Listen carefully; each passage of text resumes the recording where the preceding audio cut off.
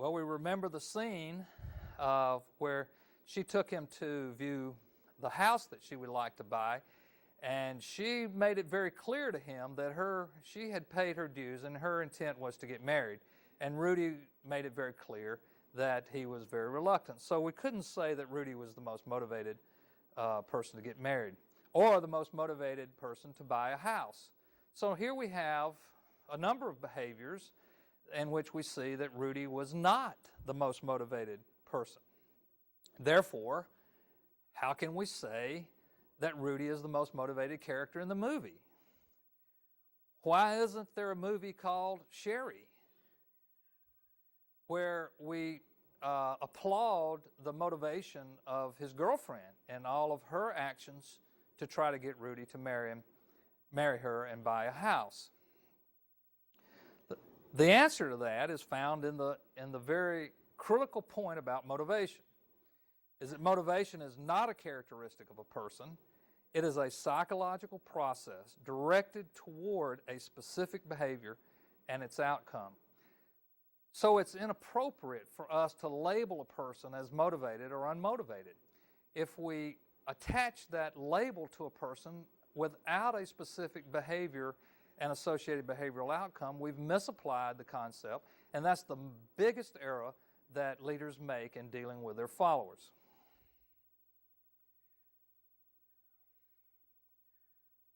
In the movie, the term dream was mentioned quite often and is a main theme of Rudy's motivational speeches. What do we think a dream is, and how does it relate to motivation? Why was this term such a central component to the dialogue of the movie Rudy? Let's start with a notion that a dream as it is presented here represents the aspirational nature of human beings. In fact, some people would say that the aspirational nature of humans is what separates us from other animals. Aspiration is the essence of motivation. It's the notion of wanting something that we don't have. It's the focus of our affections. It's what we value. The factor that determines whether followers are motivated to hold position or to take new ground is their perspective on their dreams. What were some of the perspectives given regarding dreams or dreamers? Well, the high school teacher said that dreamers are not doers, they're not achievers. Pete, Rudy's close friend, said, quoting his father, that having dreams is what makes life tolerable. Rudy's father, when Rudy was about to leave to go to Notre Dame for the first time, said that chasing a stupid dream causes nothing but you and everyone around you heartache. And finally, the priest said to Rudy as he pulled him off the bus to go into Notre Dame, to visit Notre Dame, he said, "The secret to happiness is to be thankful or to be satisfied with what we had."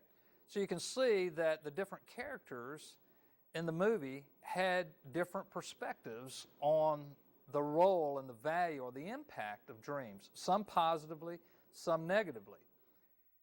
And when a leader is faced with followers and he or she is attempting to take the mountain, the question then begins to be is how does taking that mountain fit into the dream of the followers?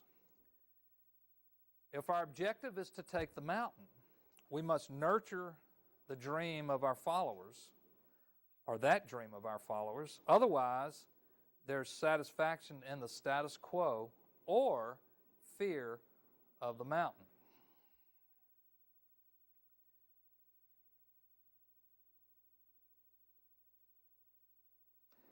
We mentioned that Rudy talked about dreams a lot. The movie focuses on dreams. It is drawing our attention to the role of dreams in the life of people who achieve accomplishments beyond all barriers. But the question we have is, how did Rudy's dream affect his behavior? What is the relationship between dreams and behavior? Rudy had this dream from early childhood, his earliest recollection of childhood, to play football at Notre Dame. But 22 years later, very little action had been taken toward his dream. Until Rudy was 22 years old, the only evidence that the dream affected behavior that we saw in the movie was that he watched Notre Dame play football as a child. He had saved $1,000 by the time he was 22 in order to help him go to college at Notre Dame, and he would go to hear the coach speak if he heard that the coach was in town. Well, this is hardly sufficient evidence to applaud dreams as a behavioral influence. So there must be more to what's going on here than what happened in Rudy's first 22 years, because his dream did not materially affect his behavior in the first 22 years of his life. What changed then to make Rudy's dream more influential on his behavior? In other words, what is it more than just the dream that ultimately affects or influences the behavior of individuals? Well, there was a significant negative emotional experience that Rudy had when his friend Pete was killed in the plant accident. And this experience, this negative emotional experience, created or heightened an equilibrium in Rudy. All of a sudden, it was more apparent to him that his dream was not being accomplished, that he was far from it, that he was not making steps toward his dream. And although he knew that, this negative emotional experience heightened that. So one role of emotion, particularly negative emotion, is to heighten our awareness of disequilibrium. And there's something interesting in emotion, that emotion is asymmetric, and that is that negative emotion has a whole lot more influence or power to influence our behavior than positive emotion.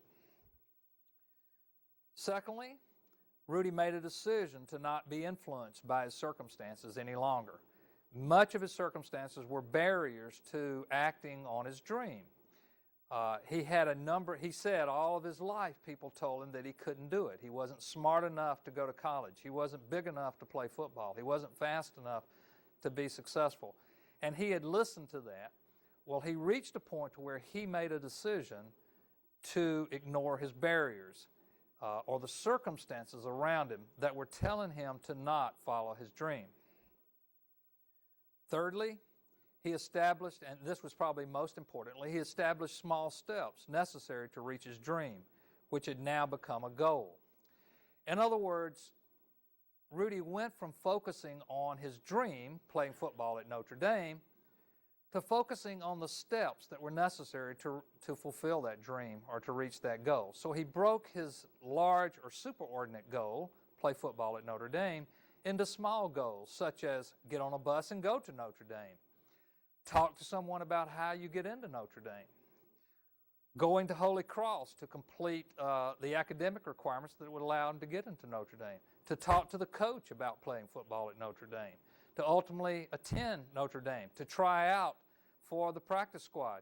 So you can see Rudy's focus shifted from this form of a superordinate goal to play football at Notre Dame to very specific goals that were more proximal, closer to him in time and space, that he could focus on to accomplishing. And this is how he reached his dream, is through a series of small steps, smaller goals that led him to his dream.